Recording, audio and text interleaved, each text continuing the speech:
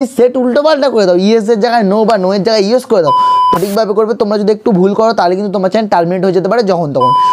ইউটিউবে 99% নিউ ক্রিয়েটররা কেন সাকসেসফুল হতে পারে না জানো কি? কারণ তারা কিছু কিছু ভুল করে থাকে, যেই ভুলগুলো পরে একটা বড় আকার ধারণ করে, যার জন্য তাদের চ্যানেলের ভিউজ কমে যায়, রিচ কমে যায়, এঙ্গেজমেন্ট কমে যায় এবং তাদের মোটিভেশনটাও সাথে সাথে কমে যায় এবং তারা চ্যানেল করা ছেড়ে দেয়। এর সাথেই তার ইউটিউব ক্যারিয়ার বরবাদ হয়ে যায়। এমন কিছু কিছু ভুল করে থাকে।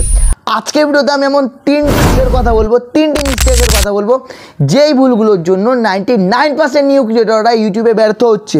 হয়তো তুমি আগে ওই ভুলটা করতে বা এখনও হয়তো ভুলটা করছো, তাই নিজের চ্যানেলকে বাঁচাতে চাইলে, নিজের মোটিভেশনটা বাঁচাতে চাইলে এই ভিডিওটা স্কিপ না করে সম্পূর্ণ দেখো। তো এবার আসা যাক ভিডিওর মেইন পয়েন্টে। তো ফার্স্ট মিস্টেক কি? ফার্স্ট ভুল হলো তুমি তোমার চ্যানেলের হয়তো তুমি নিজের চ্যানেলের ক্যাটাগরি মতো সিলেক্ট করতে পারছো না, যার জন্য সঠিক অডিয়েন্সের কাছে তোমার ভিডিওটা পাঠাতে পারছে না ইউটিউব। আমি তোমাকে একটা এক্সাম্পল দিয়ে বলি। ধরো তুমি রান্নার ভিডিও বানাচ্ছো, এবার ইউটিউব কিন্তু এমনি আমাদের এত সেটিংস দেয়নি, এত ভরে ভরে এমনি কিন্তু সেটিংসগুলো দেয়নি, নিশ্চয়ই কোনো কারণের জন্য দিয়েছে। এবার তুমি রান্নার ভিডিও বানাচ্ছো ধরে নাও, এবার তোমাকে ইউটিউব অনেক ক্যাটাগরি দিয়েছে, কুকিং ক্যাটাগরি আছে, গেমিং ক্যাটাগরি আছে, আমার টেক ক্যাটাগরি আছে, বিভিন্ন ক্যাটাগরি আছে। এবার তুমি এখানে যদি সায়েন্স অ্যান্ড টেকনোলজি সিলেক্ট করো তাহলে ইউটিউব কী করবে? যারা সায়েন্স অ্যান্ড টেকনোলজিক্যাল ভিডিও দেখতে ভালোবাসে তাদের কাছে ইউটিউব ইমপ্রেশনটা পাঠাবে। এবার তোমার চ্যানেলটা যখন নতুন থাকবে না, বুঝবে ভালো করে, তোমার চ্যানেলটা যখন নতুন থাকবে তখন কিন্তু তার বেস গঠিতই হয়নি, তার মধ্যে কোনো অডিয়েন্সই নেই। এবার ইউটিউব বেশি ইমপ্রেশন পাঠায় না, কিন্তু খুব কম ইমপ্রেশন পাঠায়। যখন আমাদের চ্যানেল নতুন থাকে তখন কিন্তু খুব কম পরিমাণে ইমপ্রেশন পাঠিয়ে থাকে।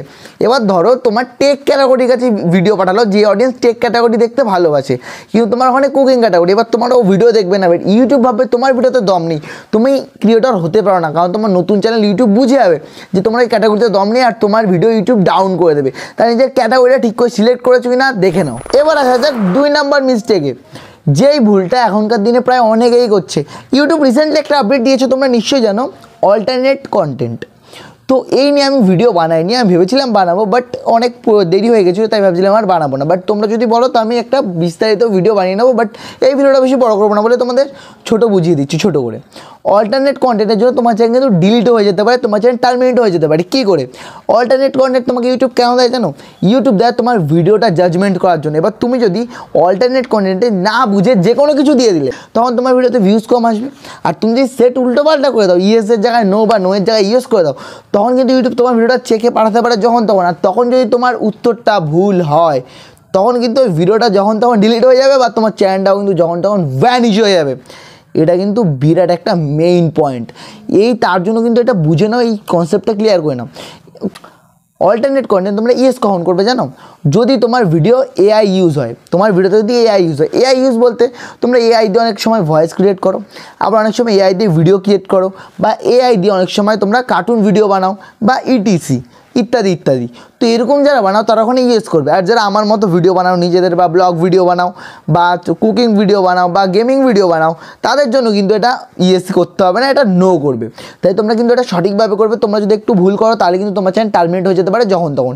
যদি তোমরা বিস্তারিত এই নিয়ে ভিডিও চাও তাহলে আমাকে কমেন্ট বক্সে কমেন্ট করো, আমি নিশ্চয়ই অল্টারনেটিভ কন্টেন্ট একটা ভিডিও বানাবো। দাদা ভাই আমাকে সাবস্ক্রাইব করো, আমি তোমাকে সাবস্ক্রাইব ব্যাক করবো। প্লিজ সাপোর্ট করো, আমি খুব কষ্টে চলছি, আমার চ্যানেলটা একদম ভিউজ আসছে না। দাদা ভাই সাপোর্ট করো, সাপোর্ট দেবো। ফলো করো, ফলো ব্যাক করবো। সাপোর্ট করলে সাপোর্ট পাবে। এটুকুনি কেন বললাম জানো? এইটাই হচ্ছে সেই 3 নাম্বার আর সবচেয়ে বড় মিস্টেক যেটা তোমরা করে থাকো।